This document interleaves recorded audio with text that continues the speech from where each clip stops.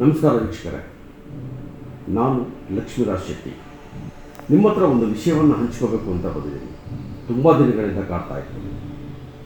ವಿಷಯ ಏನಂದರೆ, ಇತ್ತೀಚೆಗೆ ಧರ್ಮಸ್ಥಳದ ವಿಷಯದಲ್ಲಿ ಊಹಾಪೋಹಗಳಿದ್ದು ಯಾವುದಕ್ಕೂ ನಿಲ್ಲದೆ ಒದ್ದಾಡ್ತಾ ಇರೋದನ್ನು, ಪ್ರತಿಯೊಬ್ಬರು ಗೊಂದಲದಲ್ಲಿ ಸಿಕ್ಕಿರೋದನ್ನು ನಾವೆಲ್ಲರೂ ಗಮನಿಸ್ತಾ ಇದ್ದೀವಿ. ಈ ಸಂಚನ್ನು ಎಳೆಯಾಗಿ ಬಿಡಿಸ್ತಾ ಹೋದರೆ, ಎಳೆಯಾಗಿ ನೋಡ್ತಾ ಹೋದರೆ ಎಲ್ಲೋ ಒಂದು ದೊಡ್ಡ ಕ್ವಶನ್ ಮಾರ್ಕ್ ಕೊಟ್ಟಿರ್ತಾರೆ. ಯಾರ ಬಗ್ಗೆ ಇರ್ಬೋದು ಅದನ್ನು ನೆಕ್ಸ್ಟ್ ಆಲೋಚನೆ ಮಾಡೋಣ. ಯಾಕೆಂದರೆ ಅಪರಾಧಿನೇ, ಆದರೆ ಅಪರಾಧಿ ಅಲ್ಲದವರು ಅನುಭವಿಸುವ ನೋವು ಯಾತನೆ ಇದೆಯಲ್ಲ, ಅದು ಹೇಳಿಕೊಳ್ಳೋದಕ್ಕಾಗಲಿ ಅಥವಾ ನೋಡೋದಕ್ಕಾಗಲಿ ತುಂಬ ಕಷ್ಟ ಆಗುತ್ತೆ, ನೋವಾಗುತ್ತೆ. ನೋಡಿ, ನಾವು ಕಲಾವಿದರು ಮುಖಕ್ಕೆ ಬಣ್ಣ ಹಚ್ಚಿಕೊಂಡು ಕ್ಯಾಮ್ರಾ ಮುಂದೆ ಅಭಿನಯಿಸಿ ತೆರೆಯ ಮೇಲೆ ನಮ್ಮ ಭಾವನೆಗಳನ್ನೆಲ್ಲ ನೋಡಿ ಖುಷಿಪಟ್ಟು ತಣ್ಣಗಾಗೋದು, ಇಷ್ಟೇ ನಮ್ಮ ಕೆಪಾಸಿಟಿ. ರಂಗಭೂಮಿಯ ಕಲಾವಿದರು ಮುಖಕ್ಕೆ ಬಣ್ಣ ಹಚ್ಚಿಕೊಂಡು ರಂಗಭೂಮಿಯ ಮೇಲೆ ಅಭಿನಯಿಸ್ತಾರೆ, ಅಷ್ಟೇ, ಅದಕ್ಕೆ ತೃಪ್ತಿಪಟ್ಟು. ಆದರೆ ಇಲ್ಲಿ ಮುಖಕ್ಕೆ ಬಣ್ಣನೂ ಇಲ್ಲ, ಮುಖ ಮುಚ್ಕೊಂಡಿದ್ದಾನೆ, ಅದು ನೆಕ್ಸ್ಟ್. ಅದು ಮುಖಕ್ಕೆ ಬಣ್ಣನೂ ಇಲ್ಲ, ಏನೂ ಇಲ್ಲ, ಆದರೆ ಅವರು ಅಭಿನಯಿಸ್ತಿರೋ ಅಭಿನಯ ನಮ್ಮನ್ನೆಲ್ಲ ತಲೆ ತಗ್ಸಿದಾಗ ಮಾಡಿದೆ ಕಣ್ರಿ. ಇದು ಒಪ್ಕೊಳ್ಳೇಬೇಕಲ್ವಾ? ನಾನು ಇಷ್ಟು ದಿನ ಮೌನವಾಗಿ ನೋಡ್ತಾ ಇದ್ದೆ. ಯಾಕೆಂದರೆ ಮೂಲತಃ ನಾನು ಕೂಡ ಒಬ್ಬ ಕ್ರೈಮ್ ರಿಪೋರ್ಟರ್ ಆಗಿದ್ದೆ. ಚಾನಲ್ಗಳಲ್ಲಿ ಕೆಲಸ ಮಾಡಿದ್ದೀನಿ, ಪತ್ರಿಕೆಗಳಲ್ಲಿ ಕೆಲಸ ಮಾಡಿದ್ದೀನಿ. ಪತ್ರಿಕೆಗಳಲ್ಲಿ ಕೆಲಸ ಮಾಡಬೇಕಾದ್ರೆ ಇನ್ವೆಸ್ಟಿಗೇಷನ್ ರಿಪೋರ್ಟರ್ ಆಗಿದ್ದೆ. ಯಾವುದಾದ್ರು ಒಂದು ಇನ್ಸಿಡೆಂಟ್ ನಡೆದರೆ ಅದ್ರ ಬಗ್ಗೆ ತನಿಖೆ ಮಾಡಿಕೊಂಡು ಬರೆದು ಪತ್ರಿಕೆಯಲ್ಲಿ ಹಾಕ್ತಾ ಇದ್ದೆ. ಯಾಕೆ ನಾನು ರಿಪೋರ್ಟರ್, ನನ್ನ ಕೆಲಸನೇ ಅದು, ನಾನು ವೃತ್ತಿನೇ ಅದು, ನಾನು ಕೆಲಸ ಮಾಡ್ತಾಯಿದ್ದೆ. ಅದರ ಆಧಾರದ ಮೇಲೆ ಅವುಗಳನ್ನು ಯೋಚನೆ ಮಾಡಿ ಇವತ್ತು ನಾನು ನಿಮ್ಮ ಜೊತೆ ಕೆಲವೊಂದು ವಿಷಯಗಳನ್ನು ಹಂಚ್ಕೋಬೇಕು ಅಂತ ಬಂದಿದ್ದೀನಿ. ತಪ್ಪು ಅನಿಸಿದ್ರೆ ಕ್ಷಮಿಸಿ. ಧರ್ಮಸ್ಥಳದ ವಿಷಯದಲ್ಲಿ ಹೋಗೋದಾದರೆ ನೋಡಿ, ಆ ಮುಸುಕುದಾರಿ ಹೇಳ್ತಾ ಇದ್ದಾನೆ, 100 ಕೊಲೆಗಳನ್ನು ಮಾಡಿದ ಹೆಣಗಳನ್ನು ತಗೊಂಡೋಗಿ ನಾನು ಊತಿದ್ದೀನಿ ಅಂತ. ಅವನ ದೇಹವನ್ನು ಗಮನಿಸಿದರೆ, ಮುಸುಕುದಾರಿಯ ದೇಹವನ್ನು ಗಮನಿಸಿದರೆ 30 ಆಸುಪಾಸು ಅಂತ ನನಗೆ ಅಂದಾಜು ಬರುತ್ತೆ, ಅಷ್ಟೇ. ಅವನು ಹೇಳ್ತಾ ಇದ್ದಾನೆ 10 ವರ್ಷಗಳ ಹಿಂದೆ ಲೆಕ್ಕ, ಆವಾಗ ಅವನಿಗೆ 20 ಆಸುಪಾಸು. ಓಕೆ, ಈ 20 ಆಸುಪಾಸಿನಲ್ಲಿ ಅವನು ಒಬ್ಬನೇ ವ್ಯಕ್ತಿ ಬಾಡಿಯನ್ನು ಹೊತ್ಕೊಂಡು ಕಾಡಿನಲ್ಲಿ ಹೋಗಿ ಗುಂಡಿ ತೆಗೆದು ಉಳ್ತಾನೆ. ಬರೀ ಬಾಡಿ ಹೊತ್ಕೊಂಡು ಹೋಗಿ ಸಾಧ್ಯನಾ? ಆರೆ ಗುದ್ರಿ ಎಲ್ಲ ಎತ್ಕೊಂಡು ಹೋಗ್ಬೇಕು, ಗುಂಡಿ ತೋಡಬೇಕು, ಹೂತಾಕ್ಬೇಕು, ಇಷ್ಟಕ್ಕೆಷ್ಟೇ ಅರ್ಥ ಕೊಡುತ್ತೆ ಅಂದಾಜು. ಒಂದು ಗುಂಡಿಯನ್ನು ತೋಡಲಿಕ್ಕೆ ಮಿಷಿನಲ್ಲಿ ತೋಡೋಕ್ಕೆ 4-5 ಅವರ್ ತಗೊಂಡಿದ್ದಾರೆ. ಇನ್ನೊಬ್ಬ ವ್ಯಕ್ತಿ ಗುಂಡಿ ತೋಡೋದಕ್ಕೆ ಎಷ್ಟು ಅವರ್ ಬೇಕಾಗುತ್ತೆ ನೀವು ಆಲೋಚನೆ. ಒಂದು ಗಾದೆ ಇದೆ ಸ್ನೇಹಿತರೆ, ಬೆಕ್ಕು ಕಣ್ಣು ಮುಚ್ಕೊಂಡು ಹಾಲು ಕುಡಿದ್ರೆ ಪ್ರಪಂಚಕ್ಕೆ ಗೊತ್ತಾಗಲ್ವ ಅಂತ ನಮ್ಮೂರ ಕಡೆ ಹೇಳ್ತಾರೆ. ಸತ್ಯ ಅದು. ಬೆಕ್ಕು ಹಾಲು ಕುಡಿಬೇಕಾದ್ರೆ ಕಣ್ಣು ಮುಚ್ಕೊಂಡು ಹಾಲು ಕುಡಿತಾರೆ, ಆದರೆ ಎಲ್ಲರೂ ಅವರನ್ನು ನೋಡ್ತಾ ಇರ್ತಾರೆ. ನನ್ನ ಗುರುಗಳೊಂದು ಮಾತನ್ನು ಹೇಳೋದು, ನಾನು ಒಬ್ಬ ವ್ಯಕ್ತಿಯನ್ನು ನೋಡಿದ್ರೆ ನನ್ನನ್ನು 1000 ಜನರು ನೋಡ್ತಾರೆ ಅಂತ. ಹೌದಲ್ವಾ? ಅದು ಸತ್ಯ ಅದು. ಇದೇ ರೀತಿ ಅವನು ಬಾಡಿಯನ್ನು ಎತ್ಕೊಂಡು ಹೋಗ್ತಾನೆ, ಗುಂಡಿಯನ್ನು ತೋಡ್ತಾನೆ, ಅಲ್ಲಿ ಊಟ ಹಾಕ್ತಾನೆ, ಬರ್ತಾನೆ, 100 ಹೆಣಗಳು. ಇದು ಹೇಳಿದಾಗ ನನಗೆ ಡೌಟು, ಇದೆಲ್ಲೋ ಸುಳ್ಳು ಇದು ಅಂತ. ಸಾಧ್ಯ ಇಲ್ಲ. ಅವನ ಅಮ್ಮಮ್ಮ ಅಂದರೆ ಅವನೇ ಹೇಳೋ ಪ್ರಕಾರ ನನ್ನ ಅದು ಫೇಸ್ಬುಕ್ಕಲ್ಲಿ ಅಲ್ಲಿ ಓದಿದ್ದು, 1 ವರ್ಷ ಆಗಿತ್ತೆ, ಆಮೇಲೆ ನಾನು ಊರು ಬಿಟ್ಟು ಭಯದಲ್ಲಿ ಓಡಾಡ್ಬಿಟ್ಟೆ. 1 ವರ್ಷದಲ್ಲಿ 106 ಹೆಣಗಳು. ಆಮೇಲೆ ಹೆಣ ಮತ್ತೆ ಕೊಲೆ ಆಗಲೇ ಇಲ್ವಾ?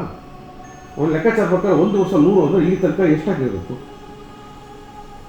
ಯೋಚನೆ ಮಾಡಿ. 1 ವರ್ಷದಲ್ಲಿ 100 ಅಂತಂದರೆ ಒಂದು 10-15 ವರ್ಷದಲ್ಲಿ ಇನ್ನೆಷ್ಟಾಗಿರೋದು ಅಂದರೆ ಎಷ್ಟು ಅಲ್ಲ, 1000 ಹೆಣಗಳು. ಸಾಧ್ಯನಾ? ಇನ್ನೊಂದು ವಿಷಯ ಹೇಳ್ತಾನೆ, ಯಾವ ವ್ಯಕ್ತಿ ಮೀಡಿಯಾದ ಮುಂದೆ ಪಬ್ಲಿಸಿಟಿ ಆಗ್ತಾನೆ, ಜನಗಳಿಗೆಲ್ಲರಿಗೂ ಮುಖವನ್ನು ತೋರಿಸ್ತಾನೆ, ಅವನ ತಂಟೆಗೆ ಯಾರೂ ಹೋಗಲ್ಲ. ಯಾಕಂದರೆ ಅವನ ತಂಟೆಗೆ ಹೋದರೆ ನಾಳೆ ಪ್ರಾಬ್ಲಮ್ ಆದರೆ ಪೊಲೀಸರು ಬಂದು ನಮ್ಮನ್ನು ತಗೊಂಡು ಹೋಗ್ತಾರೆ ಅನ್ನೋ ಬೈಕ್ ಅವನ ತಂಟೆಗೆ ಯಾರೂ ಹೋಗಲ್ಲ. ಆದರೆ ಇವನು ಮುಖ ಮುಚ್ಚಿಕೊಂಡು, ಯಾರು ನನಗೆ ಭಯ ಇದೆ, ನನಗೆ ಪ್ರಾಬ್ಲಮ್ ಇದೆ ಅಂತ ಮುಖ ಮುಚ್ಚಿಕೊಂಡು ಮಾಡ್ತಾನೆ. ಇದು ನಂಬಕ್ಕೆ ಸಾಧ್ಯನಾ? ನೀವೇ 106 ದೇಹಗಳನ್ನು ಭೂಮಿಯಲ್ಲಿ ಮುಚ್ಚಿಟ್ಟವರು ಮೌನವಾಗಿ ಇಷ್ಟು ವರ್ಷ ಇರಲು ಸಾಧ್ಯನಾ? ನಾನು ಇನ್ನೊಂದು ಪ್ರಶ್ನೆ. ಯಾಕೆ ಅಂತಂದರೆ, ಇಲ್ಲಿ ಒಂದು ಸಣ್ಣ ವಿಷಯ ಆದರೆ ಯಾರಿಗೂ ಹೇಳ್ಬೇಡ ಅಂತ ಊರು ತುಂಬ ಹಂಚ್ಕೊಳ್ತಾರೆ. ಅದರಲ್ಲಿ ಇವರು ಮುಚ್ಚಿಕೆ. ಈಗ ಪಶ್ಚಾತ್ತಾಪವಾಗಿದೆ, ಈಗ ಬಂದು ಹೇಳ್ತಾ ಇದೆ. ಪಶ್ಚಾತ್ತಾಪಕ್ಕೆ 10-15 ವರ್ಷ ಬೇಕಾ? ಇಲ್ಲ.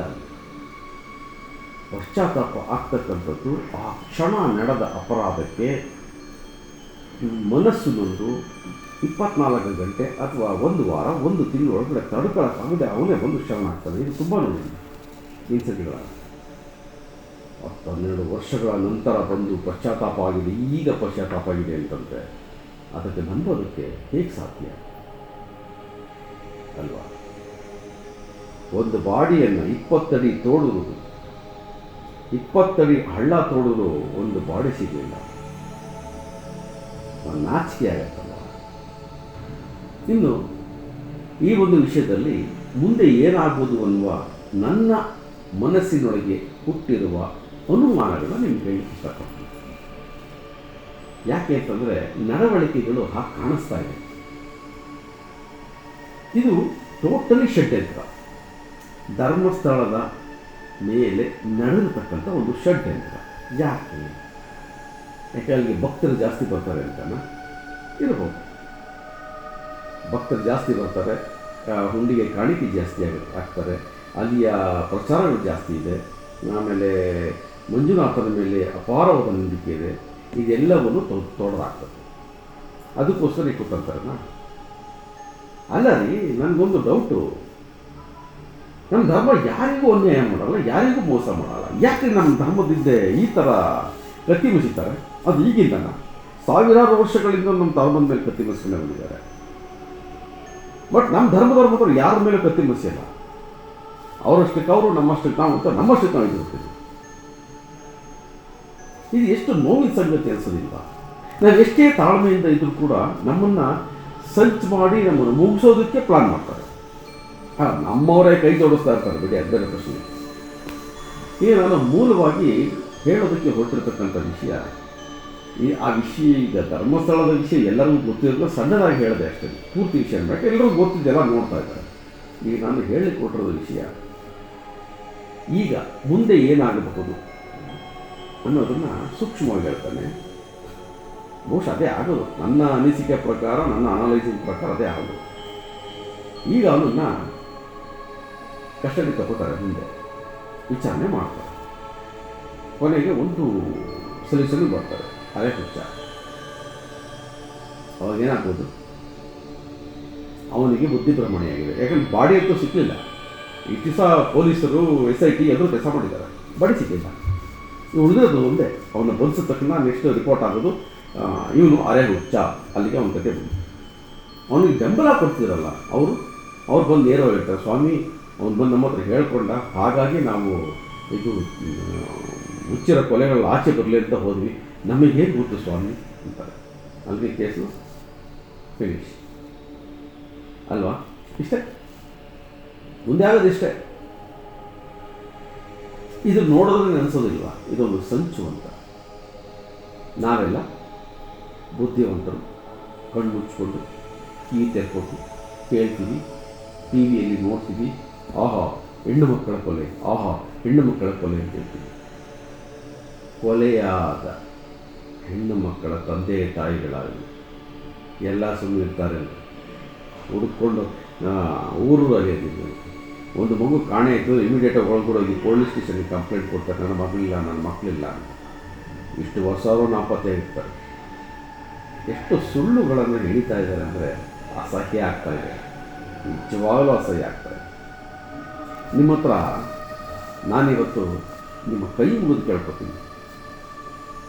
ನಾವು ಶಿವನನ್ನು ಪರಮಾತ್ಮ ಅಂತ ಪೂಜಿಸ್ತೀವಿ, ಭಕ್ತಿಯಿಂದ ಧ್ಯಾನಿಸ್ತೀವಿ. ಒಂದು ಸಲ ಶಿವನ ಪುರಾಣಗಳನ್ನು ಓದ್ತಾ ಹೋದರೆ ನಿಮಗನ್ಸುತ್ತೆ ಆ ಪರಮಾತ್ಮ ಇಡೀ ಭೂಮಂಡಲವನ್ನು ಸುತ್ತುತ್ತಾರೆ. ಏನಕ್ಕೋಸ್ಕರ ಗೊತ್ತಾ? ನಮ್ಮ ಧರ್ಮವನ್ನು ಗಟ್ಟಿ ಮಾಡಬೇಕು ಅಂತ, ನಮ್ಮ ಸಂಸ್ಕೃತಿಯನ್ನು ಗಟ್ಟಿ ಮಾಡಬೇಕು ಅಂತ. ಇದು ಶಿವ ಮಾಡಿದಂಥ ಒಂದು ಯಾತ್ರೆ. ಇಲ್ಲದೆ ಸುಮ್ಮನೆ ಎಲ್ಲ ಕಡೆ ಲಿಂಗವನ್ನು ಪ್ರತಿಷ್ಠಾಪನೆ ಮಾಡಿ ಶಿವ ಶಿವ ಅಂತ ಯಾರು ಪೂಜೆ ಮಾಡಲ್ಲ, ಹೌದಲ್ವಾ?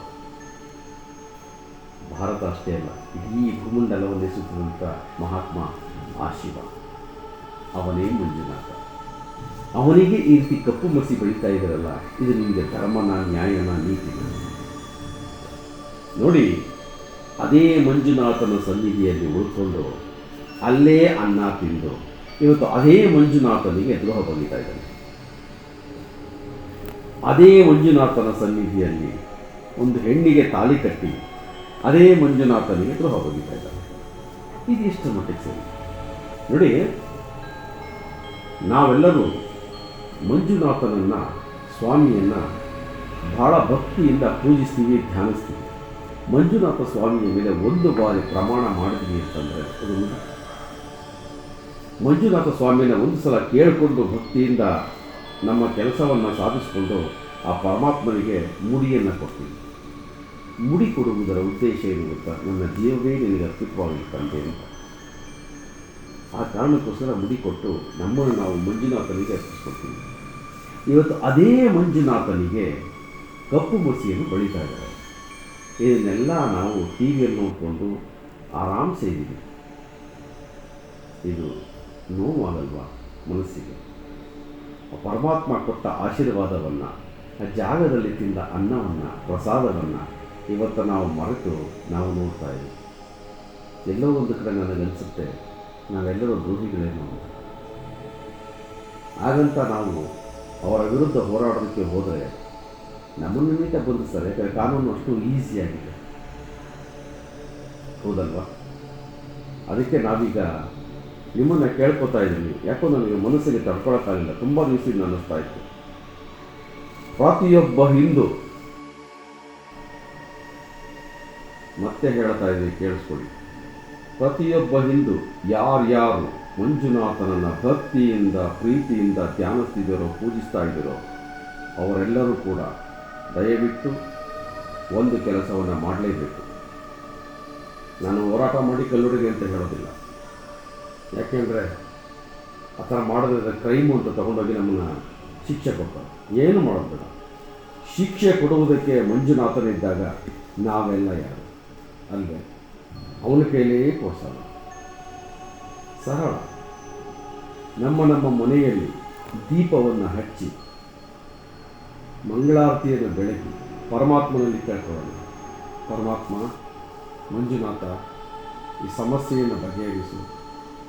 ಅಷ್ಟೇ ಅಲ್ಲ, ಯಾರು ತಪ್ಪಿತಸ್ಥರೋ ಅವರಿಗೆ ಶಿಕ್ಷೆಯಾಗಲಿ, ಶಿಕ್ಷೆಯನ್ನು ನೀನೇ ಕೊಡು.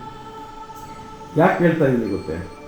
ಮಂಜುನಾಥನಲ್ಲಿ ಪ್ರಮಾಣ ಮಾಡೋಕ್ಕೆ ಈಗಲೂ ರಾಜಕಾರಣಿಗಳಿಂದ ಹಿಡಿದು ಎಲ್ಲರೂ ಕೂಡ ಗಡಗಡ ನಡುತ್ತಾರೆ. ಅಷ್ಟು ನಿಷ್ಠಾವಂತ ಸ್ವಾಮಿ ನಮ್ಮ ಮಂಜುನಾಥ. ಇವತ್ತು ಅವನೇ ಶಿಕ್ಷೆಯನ್ನು ಕೊಡಲ್ಲ ತಪ್ಪಿತಸ್ಥರಿಗೆ. ನಿಜಕ್ಕೂ ಆ ಜಾಗದಲ್ಲಿ ಕೊಲೆಗಳು ನಡೆದಿದ್ದರೆ ತಪ್ಪಿತಸ್ಥರಿಗೆ ಶಿಕ್ಷೆಯಾಗಲಿ. ನಡೆದಿಲ್ಲ ಅಂದರೆ ಯಾರು ಸಂಚಲನ ನಡೆಸ್ತಿದ್ದಾರೋ ಅವರಿಗೆ ಶಿಕ್ಷೆಯಾಗಲಿ. ನಾನು ಕೋರ್ಟನ್ನು ನಂಬೋದಿಲ್ಲ. ಯಾಕೆಂದರೆ ನಾನು ಹೇಳಿದ್ನಲ್ಲ ಆವಾಗಲೇ, ಅದೇ ಸಾಕ್ಷಿಗಳು ಹುಟ್ಟಿದಾಗ ಅವನು ಅರೆ ಹುಚ್ಚ ಅಂತೇಳಿ ಆಚೆ ಕಳಿಸ್ಕೊಡ್ತಾರೆ. ಅರೆ ಹುಚ್ಚ ಅಷ್ಟೇ, 1 ವರ್ಷ 2 ವರ್ಷ ಮಾಯ ಆಗಿರ್ತಾರೆ, ತನ್ನ ಜೀವನ ಮಾಡ್ಕೊಂಡು ಹೋಗ್ತಾ ಇರ್ತಾರೆ, ಮುಗಿದೋಯ್ತಷ್ಟೇ. ನಾವು ಮನುಷ್ಯರು ಹೇಗೆ ಅಂದರೆ ಇವತ್ತು ನಡೆದಂಥ ಘಟನೆಯನ್ನು ನಾಳೆ ಬೆಳಿಗ್ಗೆ ಮರೆತು ಬಿಟ್ಟಿರ್ತೀವಿ, ಅಷ್ಟೇ ಅಲ್ವಾ? ದಯವಿಟ್ಟು ಸ್ವಾಮಿ ಮಂಜುನಾಥನ ಮೇಲೆ ಆಣೆ ಮಾಡಿ ಹೇಳ್ತಾ ಇದ್ದೀನಿ, ನೀವು ಹರಕೆಯನ್ನು ತೀರಿಸಿರೋರು, ಹರಕೆಯನ್ನು ಕಟ್ಟಿಕೊಂಡಿರೋರು, ಅವನ ಸ್ವಾಮಿಗಾಗಿ ಮುಡಿಯನ್ನು ಕೊಟ್ಟಿರೋರು, ಇವತ್ತಿನ ದಿನ ಕರ್ಪೂರವನ್ನು ಹಚ್ಚಿ, ದೀಪ ಹಚ್ಚಿ ಪರಮಾತ್ಮನಲ್ಲಿ ಬೇಡಿಕೊಳ್ಳಿ. ಈ ಸಮಸ್ಯೆಯನ್ನು ಬೇಗ ನಿವಾರಣೆ ಮಾಡು, ಇದಕ್ಕೊಂದು ಗತಿ ಕಾಣಿಸುವಂತ. ಜೈ ಮಂಜುನಾಥ.